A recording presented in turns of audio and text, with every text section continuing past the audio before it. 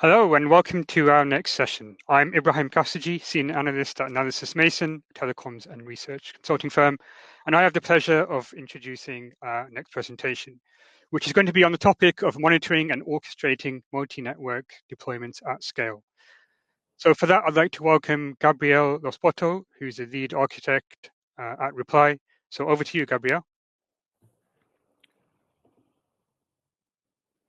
Thanks for the introduction, Ibrahim.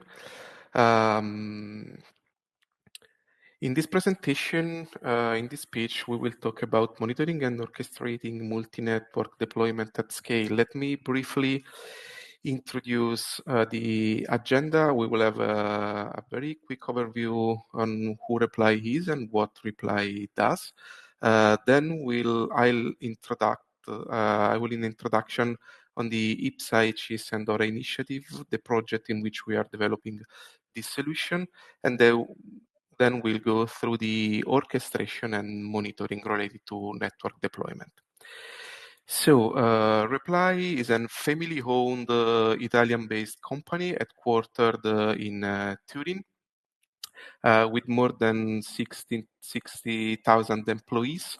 Half of them are here in Italy, but we have a global footprint worldwide, with a revenue that in the last 2 years went up to 2 billion. What we do, we have very strong technological and business foundation. On top of that, we built a plethora of services for many companies in different markets and sectors. And of course, we have a strong competencies and services based on artificial intelligence. Let's jump in the topic of this presentation. The solution we will talk about based on network deployment is developed within the ORA initiative, which is a European project whose goal is to build a European cloud edge ecosystem. This project is currently involving more than 100 companies with different background, with different expertise, and 19 of them have been recognized as very innovative companies, bringing very relevant and innovative contributions to this initiative, and Reply is one of them. At the basis of this initiative, there is for sure the goal of developing a sovereign and competitive European cloud ecosystem, which can ensure interoperability and portability. Of course, the main goal is to reduce any dependency from non-European providers and non-European technologies. This initiative has a strong focus on sustainability and energy efficiency, and of course is enabling a secure and real-time data processing, especially for critical applications. This is the overall architecture of the whole initiative, in which the Reply solution is fully mapped. At the top level, we have the application level. As in all cloud ecosystem, application is somehow the core. Applications rely on both data, because they typically produce and consume data, and especially in these days, all the applications strongly rely on artificial intelligence. Immediately below on those 2 layers, we find a service orchestration layer, which is able to orchestrate service end-to-end, involving all the relevant components, ranging from computational resources up to network capabilities. Then those applications passing through the service orchestration layer will reach the Cloud Edge platform, which is a layer dedicated to deploy application directly on the infrastructure, of course passing through virtualization layers, which might consist on traditional virtual machines or a container-based solution like, for example, Kubernetes and so on. Of course, even the network is somehow softwareized in this architecture before reaching the actual infrastructure layer, where all the hardware is residing, ranging from the servers, meaning computational resources, up to the network resources. Let's jump in the contribution Reply is bringing in this initiative in terms of network deployment. Our solution is based on an orchestration platform which consists in 3 different levels of orchestration. Starting from the top level, we find what we call an end-to-end orchestrator, meaning an orchestration layer which is able to interact with external parties to set up what we call federation. This is based mainly on standard interfaces, like for example the GSMA API, and at this level we start managing the application lifecycle.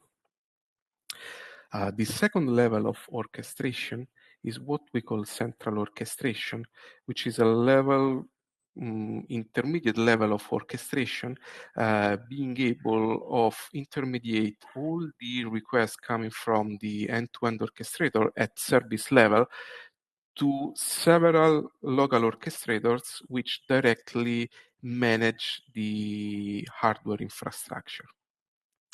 Even at this level, we can find a component fully dedicated to manage the application lifecycle. Last level of orchestration, in our view, is a local orchestration which directly interact with the infrastructure, for example, FTTX or ORAN capabilities and solutions. And this is the low-level communication layer we have in this chain of orchestration layers. Why we have a dedicated lifecycle manager on each level of orchestration? Because this choice allows us to be very optimal when deploying application on different edge sites, on different premises managed by local orchestrators. Network deployment in our solution strongly relies on 2 key concepts.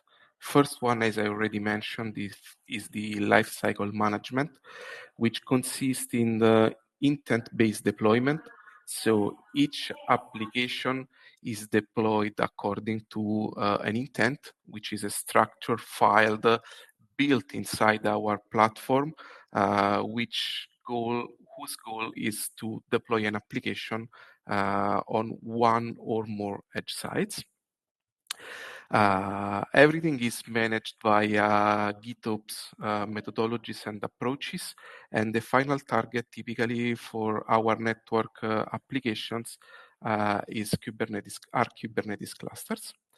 And of course, once deployed, each application is monitored to report relevant information to each layer of the orchestration. Data models are very crucial part. In our view, data model consists in intent, as you already mentioned, which is an high-level description of what should be deployed. CRD, which is a technical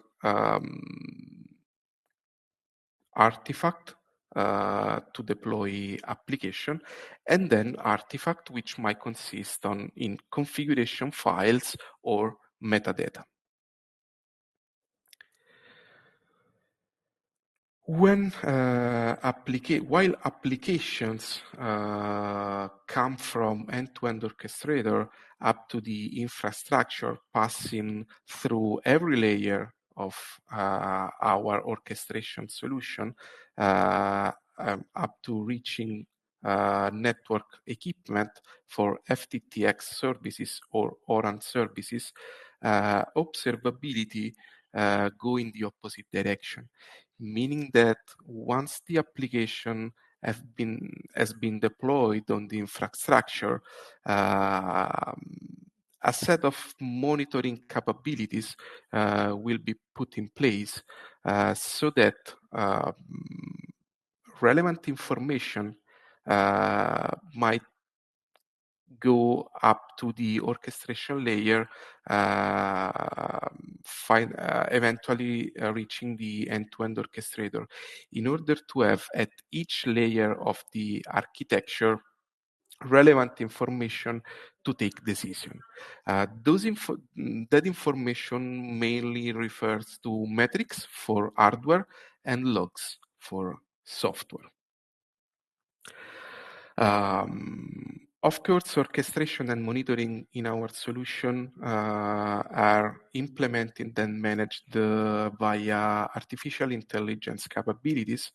For lifecycle management, we use AI, artificial intelligence, to support, for example, site prediction, when our orchestration platform must select a suitable location where to deploy the application. And for example, for network configuration, because some application, while it's running, might require to our orchestrator some change in the network. So we use artificial intelligence to support uh, those requests. And for monitoring, artificial intelligence is used for smart resource allocation when deploying application, and fault prediction to avoid as much as possible service interruption. And that's all. Thanks.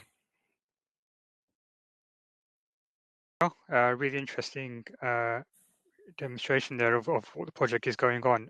So to start off with, I'd like to kick things off first to, I guess, think about where this kind of architecture might be used. What do you think are some of the key use cases that would really benefit from this kind of this federated architecture and the need to having this multi-network orchestration view? Mhm. There are a lot of use cases that might be implemented on top of this architecture. In general, all those use cases whose application needs to interact with the network. For example, autonomous vehicle, manufacturing, transportation. Those are use cases which fit very well in this architecture. We have time for a few more questions, so please do ask away if you have additional questions. We have one question come in. Can this solution integrate cellular with Wi-Fi networks and similar, or is it functioning at a different point of the OSI stack? Yes, sure. It can, provided that those networks in general might be managed and controlled via software. So, for example, if the Wi-Fi network has a kind of controller or something which allow external application to interact with them, yes, of course, it might be integrated. Yeah, great. Now I think what kind of stood out is kind of the complexity of what you're trying to build and achieve here in a very complex environment, multiple network technologies, multiple vendors, multi-cloud environment. What are some of the challenges that have come in trying to put together this kind of architecture and how you've been able to overcome them? In our experience and in my opinion, the most challenging one is to create a basis for the interoperability. Because as you were mentioning, many vendors, many solutions, so it's essential in this kind of projects, in this kind of ecosystems, to build a common understanding, common standards, common data models, in such a way that all the involved parties can exchange information smoothly. So, and even build consensus around all these standards, all these interoperability activities is essential. Yeah, I can imagine trying to kind of juggle different kind of priorities and inputs from multiple different vendors, different stakeholders.